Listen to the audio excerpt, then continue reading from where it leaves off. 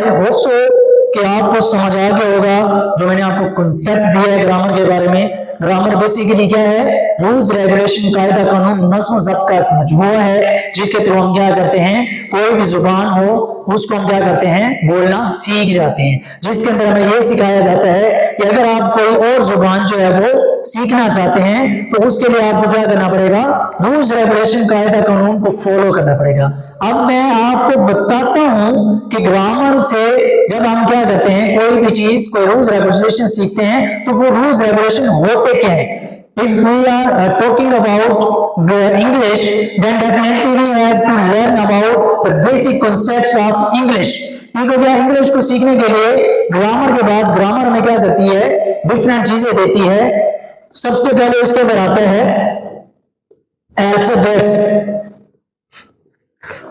उर्दू के अंदर हम इसको बोलते हैं हरूफ-ए तहजी। ये जो है इंग्लिश के अंदर साइंस कंसीडर किए जाते हैं।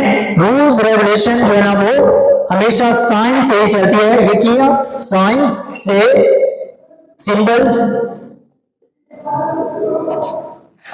अल्फाबेट्स क्या होते हैं, साइंस कहलाते हैं, सिंबल्स कहलाते हैं। ठीक हो गया। ये छोटे छोटे साइंस होते हैं, छोटे छोटे क्या होते हैं, सिंबल्स होते हैं, छोटे छोटे लेटर्स होते हैं जो कि हमें क्या कहलाते हैं, बताते हैं कि आपने मुझे कहां पे यूज करना है। मुझे अगर एक वर्ड को पहचान देनी है, if you want to identify a word, definitely आपको क्या करना पड़ेगा, उसको बोलने के लिए, उसको सीखने के लिए आप उसके साइंस को, उसके लेटर्स को, उसके सिंबल्स को सीखेंगे।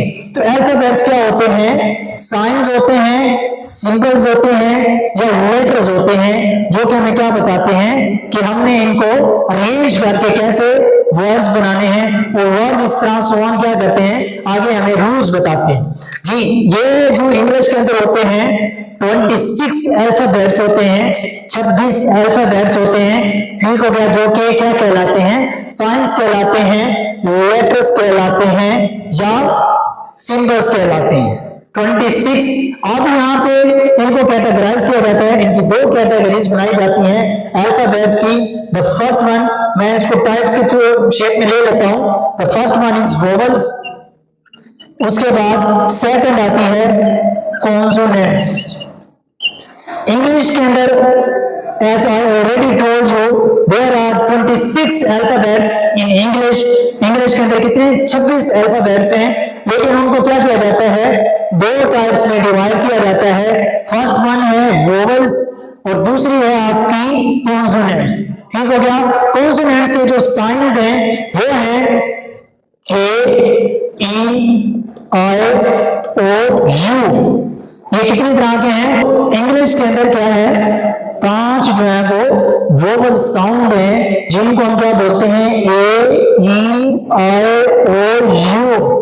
उसके बाद जो ये 5 वोवल्स हैं, साउंड्स हैं, इनके जो बाद जो बचते हैं, जो एक्स्ट्रा होते हैं, वो क्या कहलाते हैं, कॉन्सोनेंट्स। यहां पे मैं आपको लिख भी देता हूं, B, C, D, F, G, H, J, K, L, M, N, P, Q, R, S, T, V, W, x,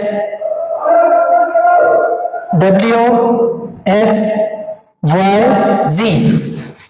तो 21 जो है ना, ये क्या है, वोवल्स के अलावा बचते हैं लेटर्स, साइंस, वो क्या कहलाते हैं, कॉन्सोनेंट्स। ओके हो गया।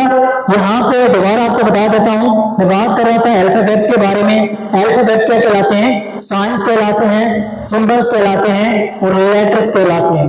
ये इंग्लिश के अंदर कितनी तरह के होते हैं, 26 जो है ना डिफरेंट तरह के अल्फाबेट्स होते हैं। उनको दो टाइप्स में डिवाइड किया जाता है। फर्स्ट वन इज वोवल और सेकंड वन जो है हमारी क्या कहलाती है, कॉन्सोनेंट्स। अब यहाँ पे मैंने आपको बताया कि इंग्लिश में कितनी तरह के, 5 तरह के जो है ना डिफरेंट तरह के वोवल्स हैं। उसके बाद 21 जो है वो क्या है, कॉन्सोनेंट साउंड्स हैं। Now I am going to discuss what is the main difference between vowels and so now I am going to discuss what is the difference between vowel and consonant. Difference between vowels and consonants।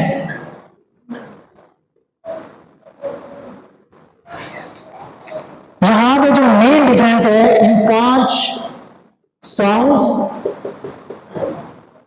A E I O you और ये जो बाकी 21 है जो मैंने आपको अभी थोड़ी देर पहले लिखवाए हैं, तो इनके दरमियान यहाँ पे मैं कुछ इनमें से लिख देता हूँ चांद देख, ताकि मैं जब आपको एग्जांपल दूं तो आपको अच्छी तरह से ये समझ आ जाए।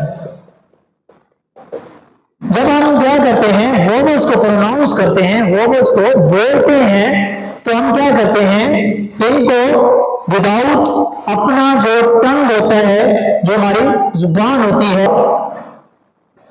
दी contact of tongue, teeth and lips.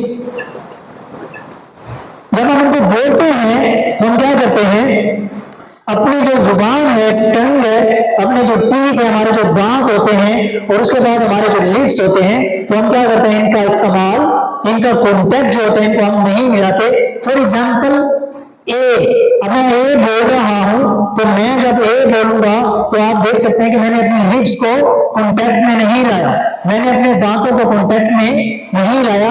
ए, अब मैं आपके सामने बोलूंगा ई, अब यहाँ पे देखिए without the contact of teeth, tongue and lips मैंने क्या किया, ई को प्रोनाउंस किया, ई, आई, ओ, यू। ठीक है, ये क्या होता है, जब हम इनको प्रोनाउंस करते हैं तब हम क्या करते हैं, without the contact of tongue, teeth and lips. अब जब हम कॉन्सोनेंट्स को बोलते हैं, तो कॉन्सोनेंट्स को बोलने के लिए हम क्या करते हैं, इन तमाम चीजों का इस्तेमाल करते हैं, with the contact of tongue, अपनी जो जुबान होती है, टीथ एंड लिप्स।